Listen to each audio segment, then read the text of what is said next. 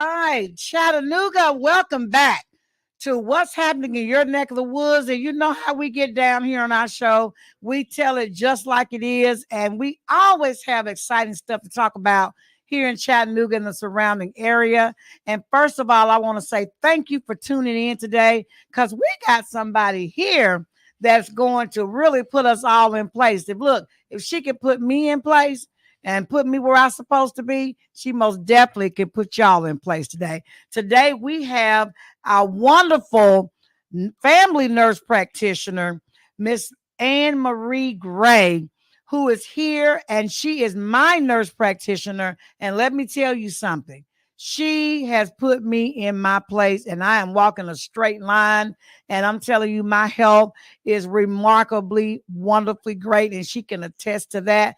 We are not where we want to be yet, but we are a long, long way from where I came from. And I thank her for really putting me in the right lane and sitting me down and having that long conversation. You know how it is. You got to just look people straight in the eye and say, now, look at here.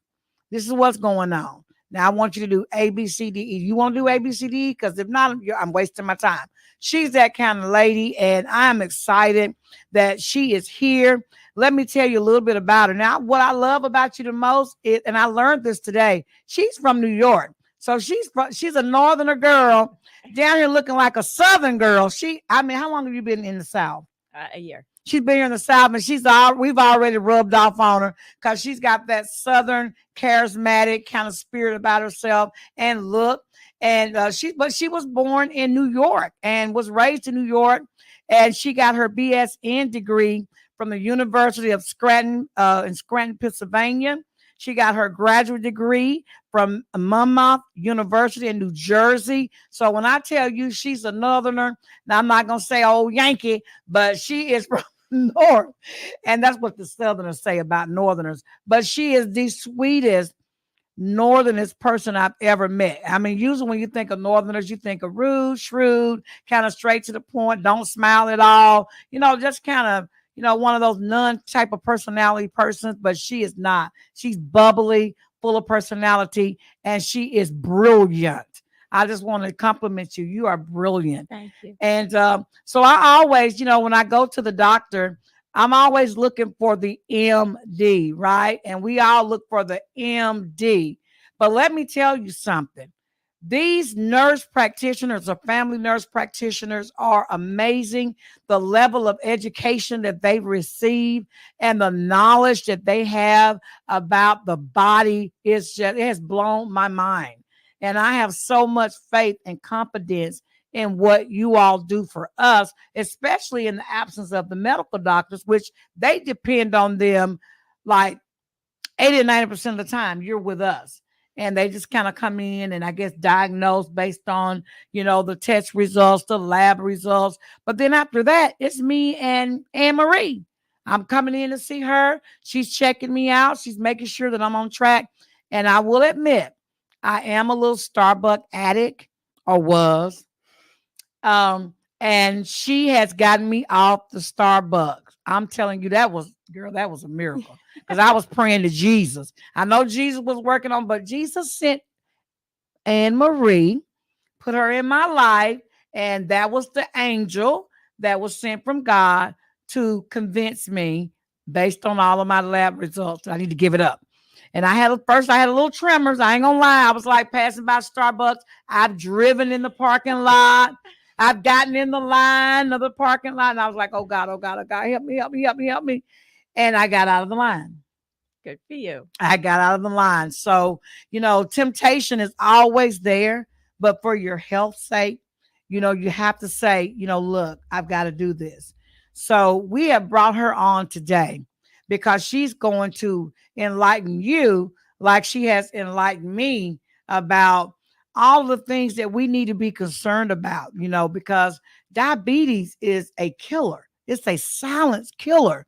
And, most of that is attributed to our lifestyle, our diet. Some of it is hereditary. We know that, but we can do so much to make it better and to come off most of the medication and that kind of stuff like that. But I'm not the expert in that. she is, or else I wouldn't have been coming to see her to help me. Y'all know I'm a dentist. So if you need your teeth fixed, you need some oral surgery, you come see me. But if your body is out of whack, you go see her, right?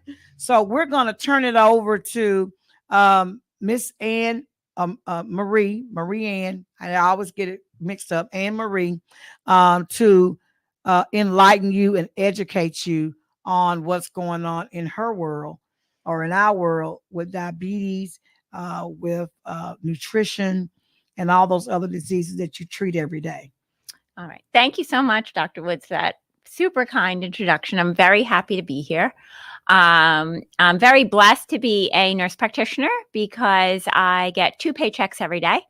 I get the one that's signed by my employer, as well as the human rewards paycheck, which I enjoy the regular paycheck to pay the bills, but I have to say I get a great deal more of satisfaction out of the human rewards paycheck, because it is so gratifying to me to have been given this gift by God. I truly see it as a gift to empower my patients to take care of themselves and not rely on the healthcare system. Yes. And when they do, they reach a much higher level of health. I call it a crisis right now. The majority of my patients have polypharmacy, meaning many medications. And I have never in my entire career as a nurse or a nurse practitioner had a patient say to me, "Oh, I'm on all these medicines and I feel great on them." It just has never happened. I don't perceive it ever happening. And it is my passion to prevent the only thing worse than suffering. And I start off many of my visits by asking my patients what the only thing worse than suffering is. And it never fails. It's almost like the patients all know each other.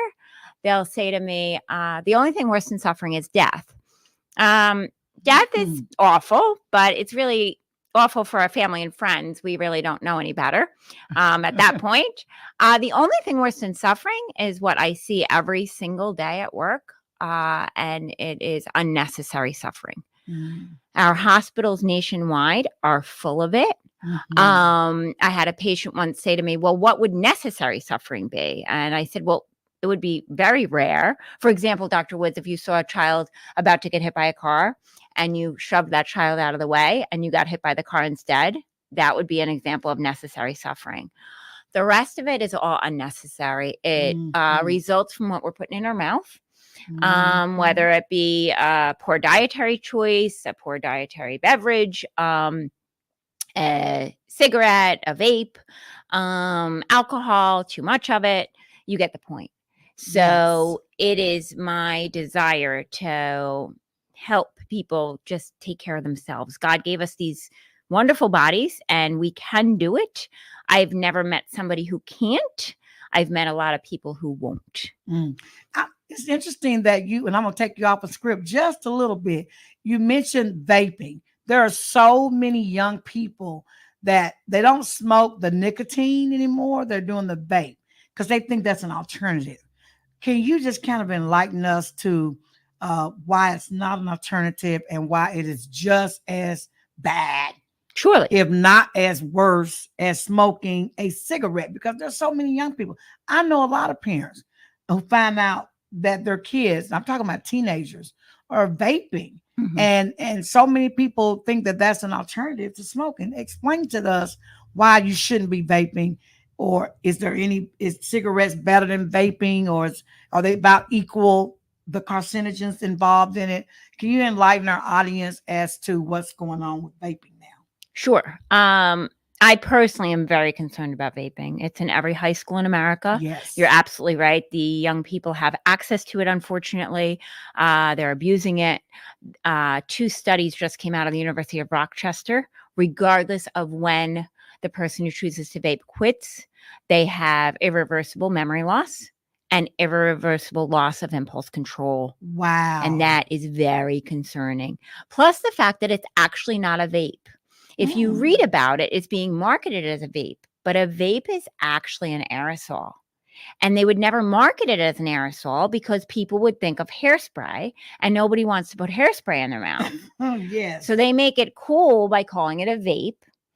And they did a very interesting study at NIH, and they took mice that were completing a maze just fine with no problems. Mhm. And they put them in a vape chamber. So obviously mice are not going to vape.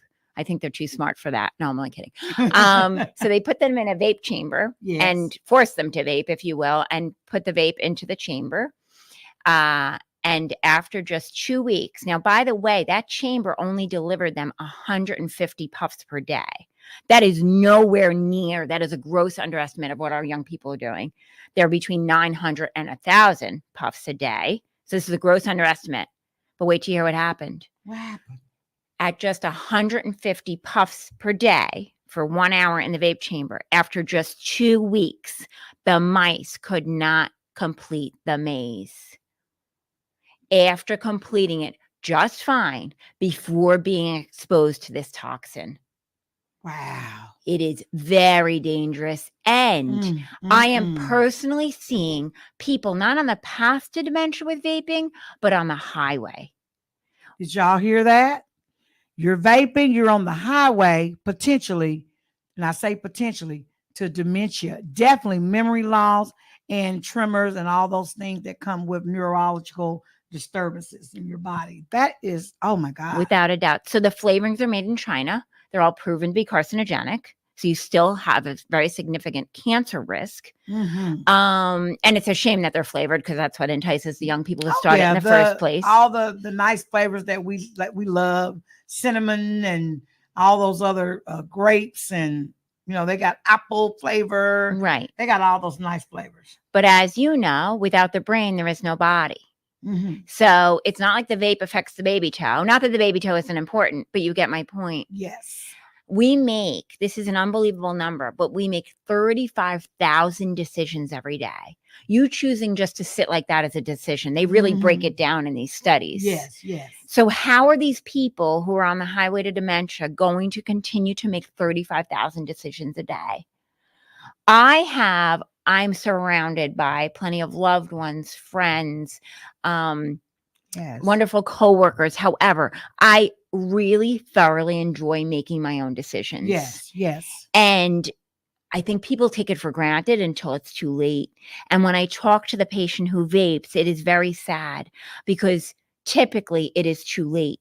Because they're listening to me, they're being respectful, they're making eye contact. Right. But so much of the brain is already shot that they can't really comprehend. You got to stop today and take advantage of what's left, basically. Of the brain, right. That's the irreversible damages that's done by the poisons that we put in without our body, a doubt, and smoking for sure.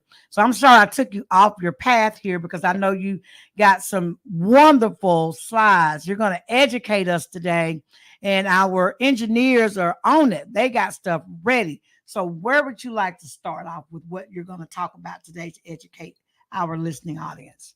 So this is an overview of the topics that we're going to cover today. And if all the listeners out there and the viewers can get a handle on these topics, just even these topics alone, they will significantly improve their quality of life and their health. And imagine the ripple effect, because when we feel good, we can cause the people who we live with and who we work with to also feel good, because we're not cranky, we're not crabby, we feel good, we're ready to go out and make a difference in the world.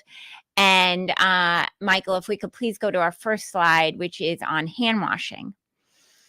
Because now that we're in cold and flu season, this is very important to focus on. Hand washing, as you can see, number one prevention for infection, and it is truly a dying art.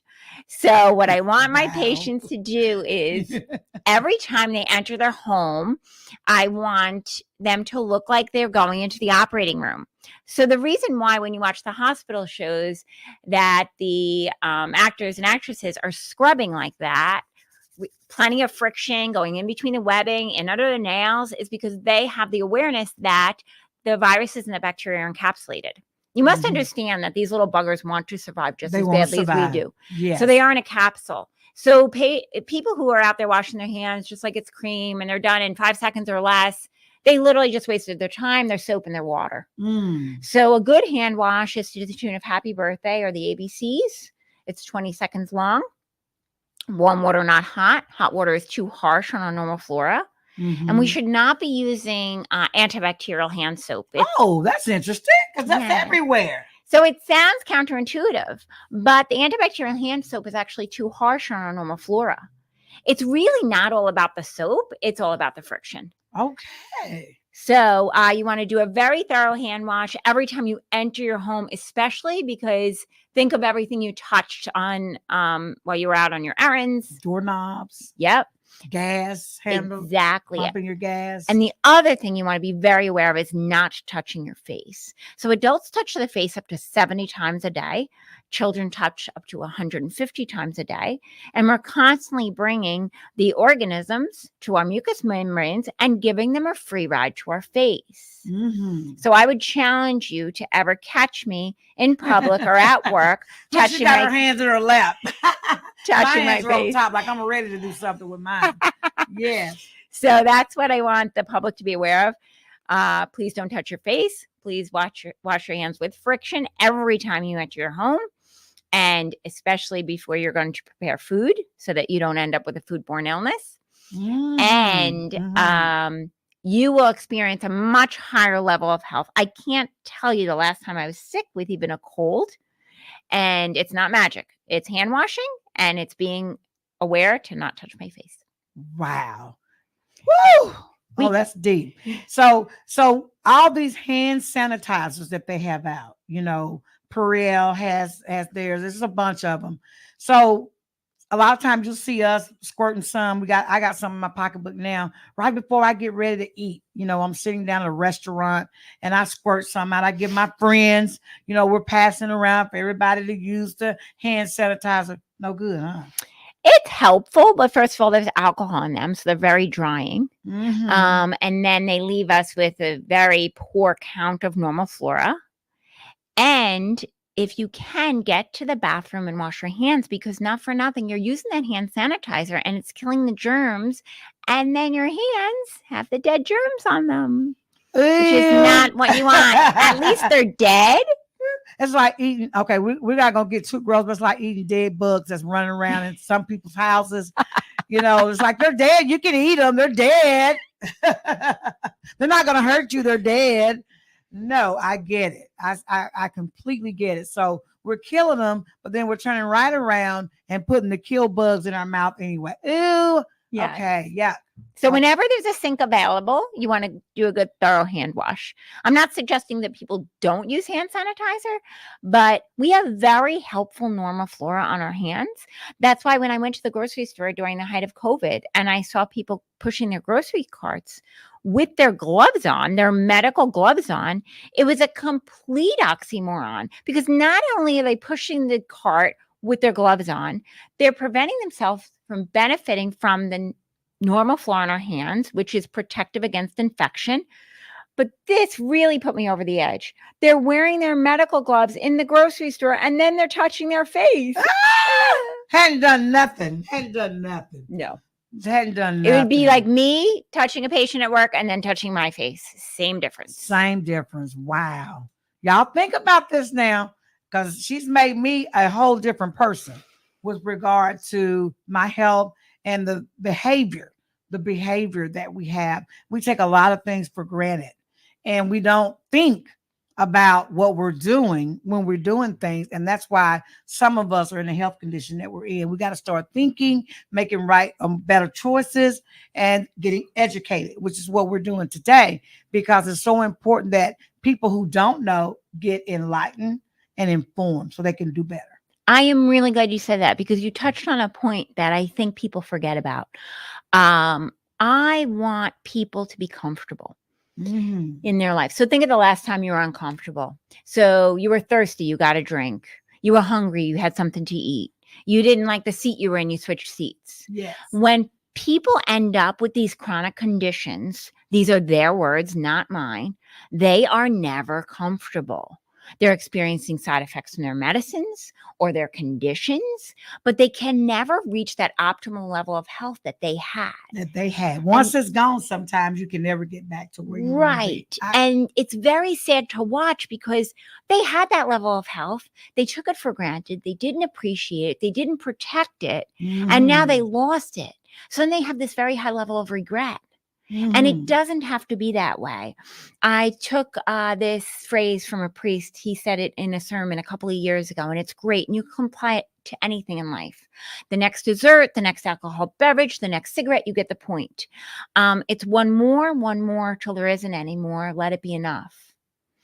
So if you've been drinking soda for years, then you had enough soda for your whole lifetime. You get my point. But you can apply it to anything so that you can protect your peace and your comfort. People will say to me, oh, I don't have time to get to the grocery store. I don't have time to prepare food. I don't have time to exercise. And what I'm thinking to myself is, oh, so you have time to sit in a specialist's office. You have time to go to the ER. You have time to argue with the insurance company. You have time to go to the pharmacy. Yes. So we're all going to decide where we're going to put our time. Prioritize what's important. Yeah, you're right. We got to do different. You got it, because you don't want to put time into unnecessary suffering. And millions of Americans are doing that every day. Wow. Woo! That's a whole earful, brainful, just to start thinking differently. Without a doubt, it's a mindset. Do I have a treat every now and then? Yes. Do I have a soda? Yes. But I read the label on that soda, and I'll buy the IBC soda from the grocery store that is made with cane sugar, that does not have high fructose corn syrup in it. Our grocery stores are loaded with that poison, and it is a poison. In most other countries, it's listed as a poison. If you go to Mexico and you get a Coke, it won't have high fructose corn syrup in it. And where is it in Canada, where they pay for the people's health? They don't have rights to pick certain foods anymore, because the government is taking care of them. So they don't give them the privilege. Is it Canada? I don't know where it is, but it's somewhere in the world. They don't have the right to choose certain foods. They don't even allow it to be shipped there. So I strongly encourage people to read their labels. So we are taught from the time we're babies to look at what we're putting in our mouth, right? Yes. So if we pick up a rock as a toddler, a parent or another adult is going to say, don't put that in your mouth. So we need to look at what we're putting in our mouth. Just like I'm not going to put this microphone in my mouth. I'm going to read. It's going to take 2 seconds to scan that food label and look at what I'm putting in my mouth to prevent unnecessary suffering. So, for example, just a quick list. High fructose corn syrup is in cakes, cookies, soda, but it's also in ketchup. It's not in French's. It's in jelly. That's why ketchup is so good. That's why jelly is so good. Oh. But it's in jelly. It's in Smucker's. But it's not in Smucker's Natural. It's not in Pound All Fruit. It's in peanut butter, but it's not in Skippy or Jif. It's in Cool Whip, but it's not in Ready Whip. It's in Oreos, animal crackers, nut butters, vanilla wafers, juice, bread, maple syrup. So please check your labels. Sweet Baby Ray's puts it in as a first ingredient, meaning it's the majority of the product. And you have to understand, Dr. Woods, we can't break it down. So the liver is supposed to process all of our toxins, right? Right. So when high fructose corn syrup gets the liver literally looks at it and says, I don't know what to do with this. I can't compute with this. This is above my artificial intelligence ability to break it down. This is above my pay grade. Yes. So the liver doesn't have the advantage of spitting it back into the bloodstream. So the liver encapsulates it and stores it as fat. And it's one of the reasons of the obesity epidemic. Yeah, let's talk about, because you were going to talk about obesity, diabetes, and all of this stuff. So lead us into that. It's I call it a major epidemic in our country, obesity and definitely diabetes. So talk about that a little bit. What's going on? Okay, so what happens with diabetes, we are in an epidemic of it right now. Thousands of Americans have been diagnosed with it. Thousands more don't even know they have it because they haven't been to the doctor to have their blood drawn or their nurse practitioner. So I recommend that everybody get an annual physical with fasting blood work. And it's a 12-hour fast. They can drink plenty of water on the way there. And really focus on their lab results and get their practitioner's attention or their physician's attention to explain their lab results to them. So, what would you consider to be a healthy lab work result for a person or you're screening for diabetes? What is that goal, that range that we look for? Because a lot of people don't even know what their A1C is, and they don't know what is normal, what's abnormal, and if it is abnormal, how do they get it down? Talk to us about that. Okay, so the normal fasting blood sugar should come back between 60 and 100. If the patient's fasting blood sugar is over 100, or they have an elevated A1C, then we diagnose them with prediabetes. However, these two tests are a disservice to the patients because there's an earlier warning sign, which unfortunately isn't being drawn, and it's called the fasting insulin.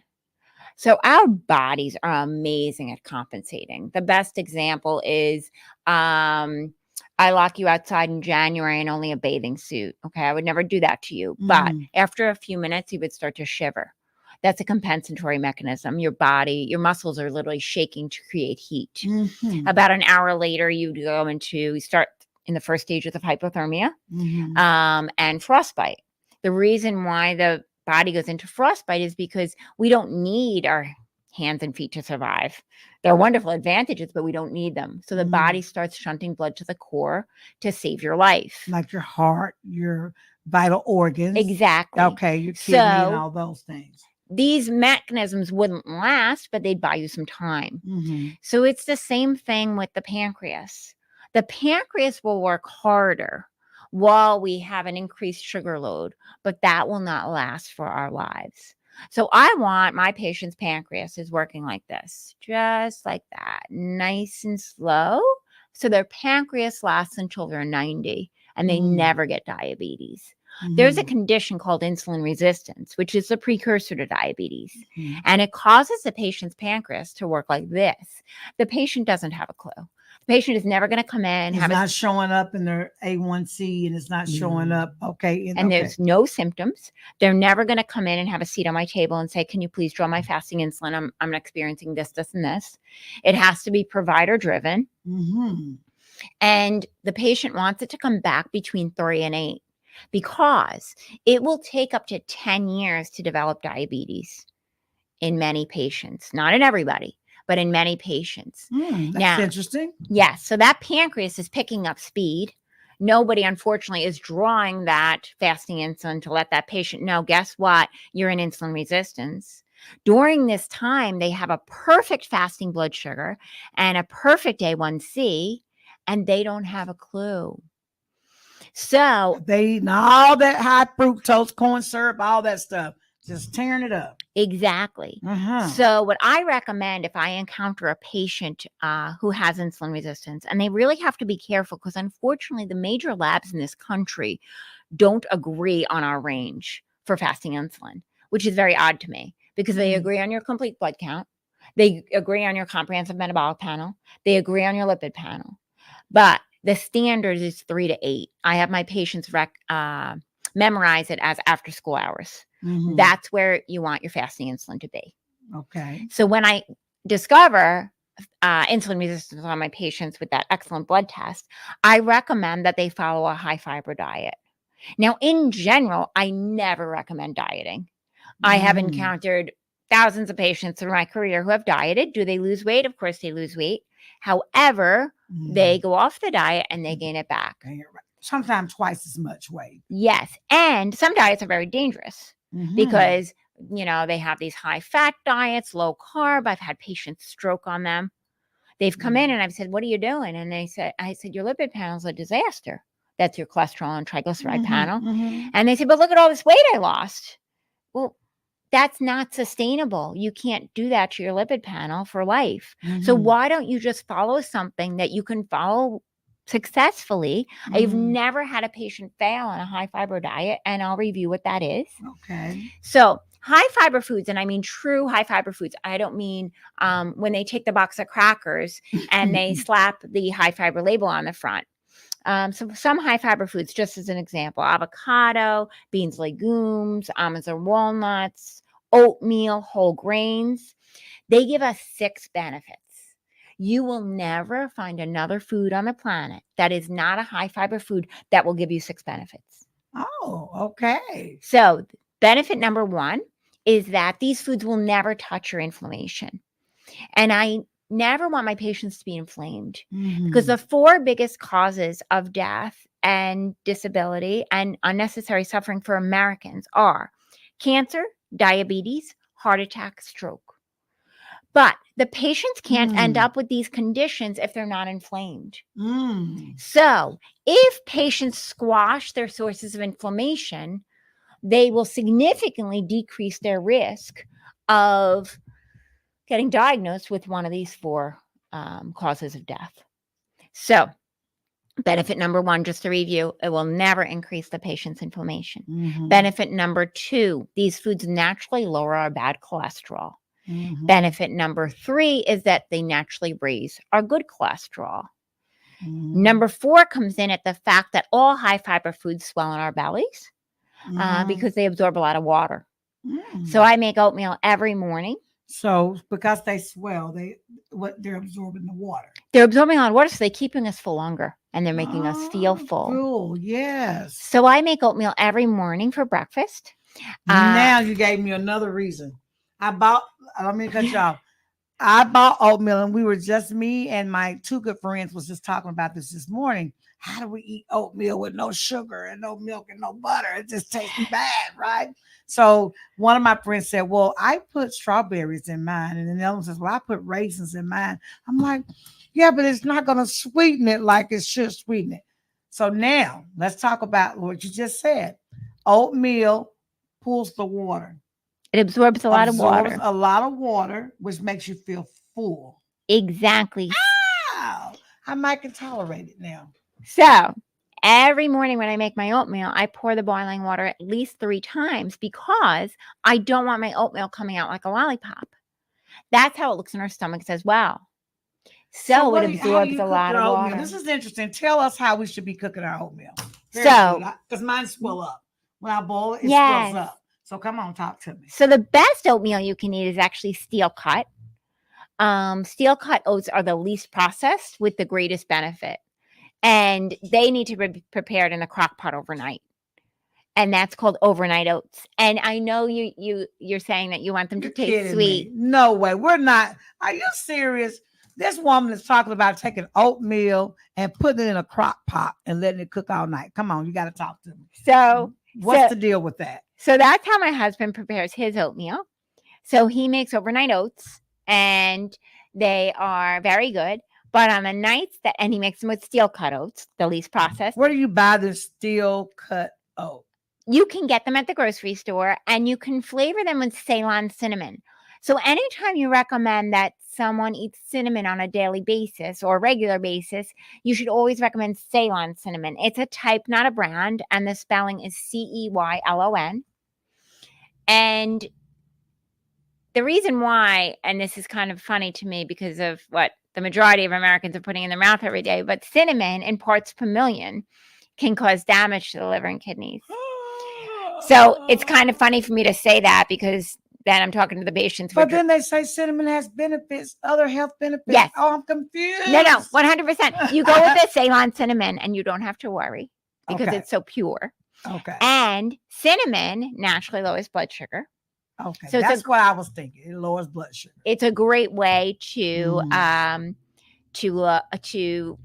flavor the oatmeal because it really doesn't have any drawbacks as long as everything in moderation.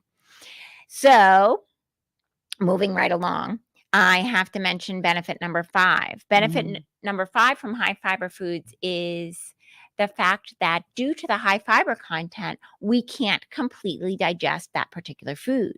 It sounds like a negative. Why is my nurse practitioner telling me it's something I can't completely digest? It's actually a positive because if you can't completely digest it, it's gentler on your glycemic index, meaning your blood sugar. And then number 6 is probably my favorite benefit. And it's what people who don't follow a high fiber diet are missing out on the most, and it occurs in the gut. So we have to be very mindful of the fact that the science is changing, and we need to treat the mind through the gut, meaning the intestines. So this is just the tip of the iceberg, but we have 5 times more serotonin receptors in our gut than we do in our mind. So you see, there's 50% of Americans are on an antidepressant. I wonder what would happen. Yeah, I was going to tell you to explain that to our listening audience because they don't know what the heck they don't know what serotonin is. So talk to us about how does serotonin work in the body? Now you're saying there's 5 times as much serotonin in our gut than in our brain. What is the purpose of serotonin? So serotonin is the happy hormone. So we want more of it. Okay, so and it occurs naturally in our bodies. Is that what you're saying? It's natural. Yes. God gave it to us. Okay, it's one of those hormones that God gave us. As that high fiber food, let's just pretend the avocado is going through the gut, and you have to realize you can't get this benefit from shakes. So a lot of people are making shakes now, and shakes. I'm not going to call them pre-digested because it's not like they're in somebody's mouth before they're in ours, but they're broken down. And when shakes go through the intestine, they just swim through. When the avocado goes through, this is the gut working on it, okay? Peristalsis. The gut really has to work very hard on high fiber foods. During that time, very powerful and positive neurotransmitters are being sent from the gut to the brain. And people who are eating fast and fried, processed, packaged shakes are missing out on this amazing benefit. And I can't even tell you what it does for my mental health to follow a high fiber diet. I feel good. I feel positive. I feel ready to face the day. And for my mental health, it's wonderful. So some of this depression, I know you didn't come on to talk about mental health, but some of this depression that we're seeing in our country is because people's diet is not good. 1,000%. And they're not, the serotonin that's in the body is not being released or activated because they're not eating the right food. So it's not triggering the neurotransmitters in the brain because the serotonin that's in the gut don't get to activate. Exactly. 100%. I get it. So, okay. So we got to activate the serotonin, y'all, that's in the gut by eating a higher fiber diet, which the serotonin, once it is activated, will send a signal to your brain to say, be happy, instead of be sad, gloomy, depressed. Correct? 1,000%. Oh, wow. And that's amazing. Only because it came up when we're on our phones, and a lot of us are on our phones a lot, and this is very concerning for children who are provided with phones or tablets. When we're on our phones, we're looking down, and this is a very depressed position. So if you came in today to greet me, and let's just pretend I didn't have my phone, and I was sitting there like this, you would think, oh, gee, what's wrong with AnnMarie today? Why does she look so bummed out? So we have to be very aware of our position because our body reacts to that. So when we're spending the majority of our day or a huge chunk. Let me sit up straight in my chair. In that position. So I even joke with my patients. Now I can't look down, y'all. Don't look down. So we have to be mindful of how much time we spend on our phone, especially in that position. I joke with my patients, but I want them to text up here because then they're looking up. And for children, it's very dangerous because children grow very, very quickly, as you know. Yes. And I have had so many children on my exam table that I've said, okay, just sit up for me now. And they make that motion. However, it is very sad. They are already locked. So during that rapid brain growth that children experience, it's akin to you going home right now and making a candy cane cake. You pour the batter into the candy cane pan, you're getting out a candy cane cake. There's no way around it. When these children spend the majority of their day in that curved position, they end up with a curve right here that is permanent and they are locked and there is no operation and there is no surgery to remedy that. You know what? A tree does that. If a tree is growing and while it's still, a certain age and it's bendable, you can start bending it or pulling a certain way. It'll grow that way. You got it. And you can't, if you try to straighten it back up, you'll break it. That's right. So these children are getting Ooh. locked. It's very sad. So my message to parents is to realize that the phone's very dangerous for children, and they didn't grow up with it. And it's akin to me walking around with a television in front of my face when these little kids are going everywhere with their iPads. And nobody forces us to have children. So if we make that decision to have a child, then we should make that decision to want to interact with them. Because the rapid imagery and the bright flashes of light are very harmful to the young brain. And what is also very important is that the prefrontal cortex right here develops until age 8. So it's not only the fact that the children are watching something that's right here, very bad for the eyes as well. Think about it. We're not that different from caveman. We do dress better, but the way we were built is for distance vision. Look at the antelope, look at the moose. I'm going to shoot that next. That's how caveman was. What happens is when we look at a device this close to our face, our eyes have to converge onto it. And we have to hold that position. You and I do it as well. However, you and I aren't growing. You get the point. Right, I do. It is akin to me handing you 5 grocery bags in each hand that are full and asking you to hold them for as long as that child is on that device. And after a while, you'd be like, AnnMarie, this is really difficult. That's what the eye muscles are doing while that child is holding that position and those eyes are converging onto that device. Wow. And back to the prefrontal cortex, it's not only the fact that everything that I mentioned that was harmful. I really haven't encountered too many children who are on devices who are watching National Geographic. My point is that these shows that these children are watching are only stimulating the emotional center of the brain. The prefrontal cortex relies on education stimulation. If we don't use the cells, we lose them. So now these children are having an unbelievable loss of these neurons that they literally need for life. And now, because phones didn't come out yesterday, iPads didn't come out yesterday, we're seeing these teenagers who were exposed to these devices by the choice of their parents at young ages when it shouldn't have been anywhere near them. And they are struggling with impulsivity. They are struggling with emotions. And it is all from the fact that they never had the opportunity to develop that prefrontal cortex. And you said that prefrontal cortex is developing all the way up to the age of 8. Is that the 3rd grade? Correct. 3rd grade. By the 3rd grade. We keep hearing that magic grade as parents in the educational system, that children, their most formative years is from 0 to 8 years of age, or from kindergarten. They say kindergarten to 3rd grade, but I like to bag it back to the womb to the 3rd grade, because everything that you do to stimulate that pre-cortex that you're talking about is going to add to their ability to rationalize, to think, to analyze, to, to be able to solve problem, all those things. And it has nothing to do with emotion. It's all analytical. Exactly. And then we're setting our children up to fail. Because we're not developing the right part of the brain. Right. Enough. Because we didn't want to talk to them, or we didn't want to spend time with them, or whatever it is that's causing us to hand the child that device. So to brand new parents, I say, don't expose them to it. They won't ask for it.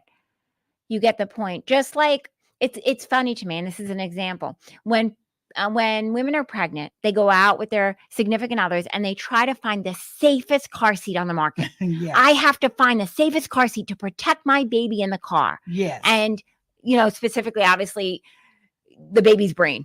Because if the baby has a foot injury in a car accident, they're going to do just fine. You get my point. Exactly. And then it's those same parents who are like, here, Johnny, here's the iPad. It's to entertain them. That's what it is. It's to entertain It's the them. new babysitter. But I don't think people are really perceiving, because I genuinely believe in the goodness of people. I don't think they really realize how harmful it is. When I went to get my hair done this morning, there was a little boy. He was 3 years old. He was in the chair across from me, and he was completely plugged in. instead of the iPad was propped right up for him to get through a 10-minute haircut. He was looking down. Exactly. Instead of the parent trying to engage and entertain them and talk to them. And my parents always raised me with the phrase, work hard now or work hard later. Mm-hmm. So if you work hard now with your child, your child will have an amazing brain and will be able to take over that hard work later, instead of becoming a teenager who's having difficulty coping with just regular life. Oh, wow. So these laptops, or whatever we call them, that we are giving our children is doing more on the emotional side of the brain than it is on the analytical side of the brain. Oh, it's doing nothing for the analytical side. And nothing to the analytical side. So that's why our kids are having such a problem with dealing with emotions. Exactly. And impulsivity and everything else that the brain is expected to do. And when you think about it, this is the first generation of parents that is more than happy to hand their child the equivalent of a television. When I was growing up, it was called the boob tube. And it's the culture of their home. So the culture of my home is, I know the damage of it. Do I like to watch TV? Of course I like to watch TV. But the television does not go on in my home. I have 5 sons, from Monday to Thursday. On Friday and Saturday and Sunday, we'll watch a program as a family, but it's wholesome. It stimulates their brain, not just the emotional end of it. Mm-hmm. It causes them to think, and then you get the benefits. So I'm going to be nosy. So what kind of TV programs do you like to share with your kids? Like, you can just name a couple of them. Like, example, what do y'all mostly watch? So to be honest with you, they're mostly DVDs from Goodwill. Mm-hmm. So, because then I don't have to worry about the commercials, because a lot of the Mm-hmm. commercials today don't agree, or what is the word? They're not in step with our Christian values. I got you. So when you Okay. pop a DVD and you don't have to worry about the anti-Christian commercials. I got you. And as far as TV programs go, oh my gosh, I know that the majority of society is not watching them, but like, we will literally watch The Lone Ranger. Okay. Or we'll watch Lassie. Okay. Because the shows are so different now. Yeah. So Lassie, for example, there was always a message. And life lesson. Exactly. And now you'll notice, when we were growing up, the parents were on the screen the whole time and the children came and went. Now that I see these shows in the waiting room of my offices, the children are on the screen the whole time, and the parents are mocked on the way in and they're mocked on the way out. And years ago, my sons would come home from school and they would say, oh, this one's watching this and this one's watching that. And I would say, but I'm not going to make my job harder as a parent.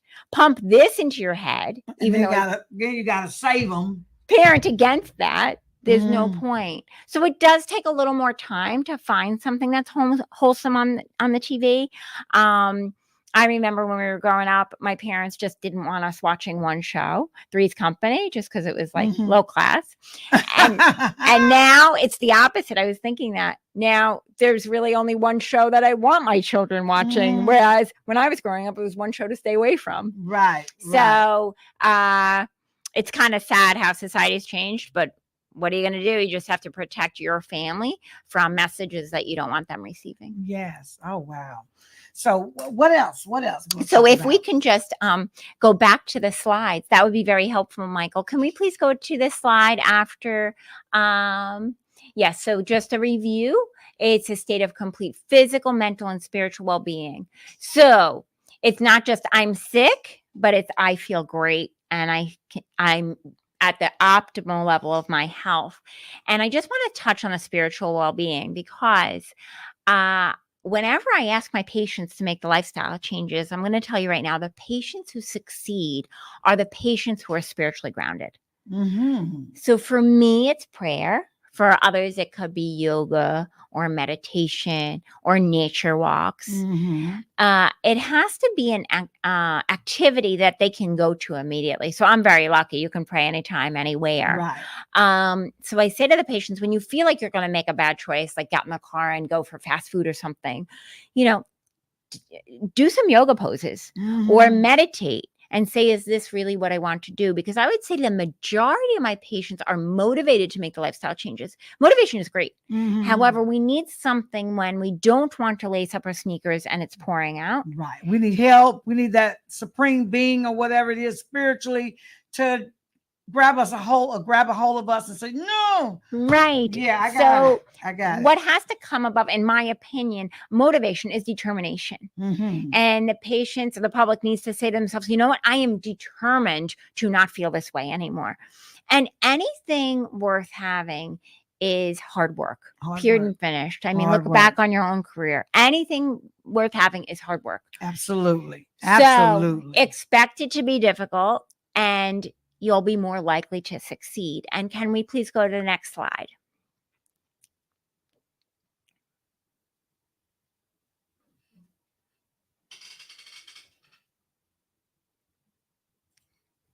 Okay, great. So nutrition, yes. Just like you're not going to leave here and go put sugar in your gas tank, okay, or anything else in your gas tank other than gas and expect the car to go. Right. It is the same thing with us. Mm-hmm. So we have to make sure that we maximize our nutrition. Can we please go to the next slide? So antioxidants I want to touch on. There's a lot of high fiber foods in that picture. I see some nuts, some avocado. So back to the 6 benefits of the high fiber foods. But antioxidants are very important because cells are always dying. Somebody's always dying in there. Mm-hmm. And when cells die, they release very harmful substances called free radicals. Mm-hmm. Free radicals, period and finish, cause cancer. Mm-hmm. Antioxidants are really cool. They grab them.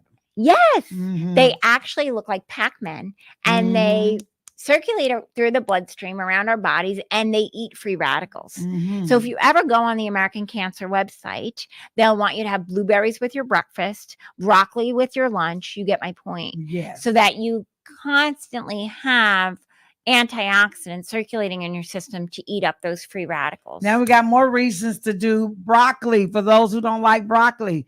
It is a antioxidant, or it grabs the free radicals, which helps to prevent cancer. Exactly. And can we please have the next slide? Go back one.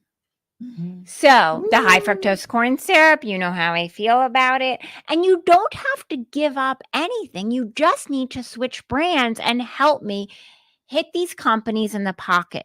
Because as long as we keep buying it, they're going to keep pouring it in. So like I said, listed as a poison in other countries, significant cause of fatty liver disease, which fatty liver disease, first of all, fatty liver, very difficult to burn the fat in the liver, number 1. Number 2, leads to other diseases. And when the liver gets sick, we're in big trouble, because think about the liver's job. It's to detox us. Mm-hmm. So if the organ that is removing poisons from the system is sick, we're in trouble. We're in big trouble. Yes. And can we please have the next slide? Okay, so I really want to emphasize reading the food labels. The first trip to the grocery store will be tedious. However, after that, you will memorize your brands like I have. I also want to touch on dyes. They're dyeing our pickles now. They're putting yellow dye in our pickles. So Halloween is coming. So what you want to do is you want to stay away from foods like Starburst, Nerds, Skittles, the foods that are unnaturally dyed. Just as an example, yellow dye, it comes from coal tar. It comes from asphalt. And now they are dyeing our pickles. Why don't you leave the pickle alone? The pickle is green, and I'm fine with that. So some companies do dye with turmeric. So is it any pickle that's safe out there? Any brand of pickle that we can get that don't have, tar in it? Yes. So yellow dye comes from coal tar. It comes from asphalt. So I can't, unfortunately, the brands are very sneaky. So they will write no artificial dyes on the front of one label of pickles, and then their brand still on that next jar next to them will have the yellow dye in them. So they'll make money off of the fact that they're doing the right thing and not putting the yellow dye. Then they turn around and make money off of one that's bad for you. You got it. So please check your pickles. And next slide, please. Wow. Woo. I'm getting educated today. We got 1 minute left. Okay. So the reason why I want patients to prevent diabetes is diabetes attacks the microvasculature. So the tiniest vessels in the body. So real quick, because I know we only have a minute left, but If you go home right now and you take a granule of table sugar and you put it on the counter and you look at it with a magnifying glass, it looks like a piece of sand. It's sharp with coarse edges. And that's how the sugar attacks the system when we have insulin resistance and diabetes. So think of the body. So the brain has microvasculature, meaning tiny little vessels. And if you want, we can make the screen big again. No, yeah, make it big. Can you make it big? Make us big, yeah. Can you make it bigger? You can take the slide off now. So you want to think of where the microvasculature is in the body. So for the brain, what do you see in diabetic patients? Stroke and dementia. Because as those sugar molecules are coming through the microvasculature, they're literally shredding it. Oh, wow. Then you look at the eyes and you see blindness for diabetics. It is the number one cause of heart disease. It beats smoking as the number one cause of heart disease because of the microvasculature in the heart. And then we go down to the kidneys. And you would never walk into a dialysis center anywhere in this country and pull a chart and not have it be a diabetics chart, because the vessels of the kidneys have microvasculature. And those sugar molecules are just like razor blades shredding those vessels. And then you go down to the feet. And that's why diabetics lose their feet and their lower legs, because that's also microvasculature. Tearing it up. The sugar just beating the crap out of our blood vessels. Y'all hear that? Did y'all hear that?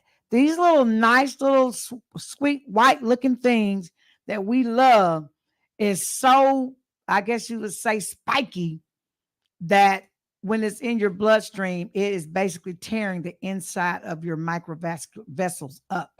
And that's why we're losing limbs and things of that nature. This is crazy, causing strokes and all of that kind of stuff in our brain.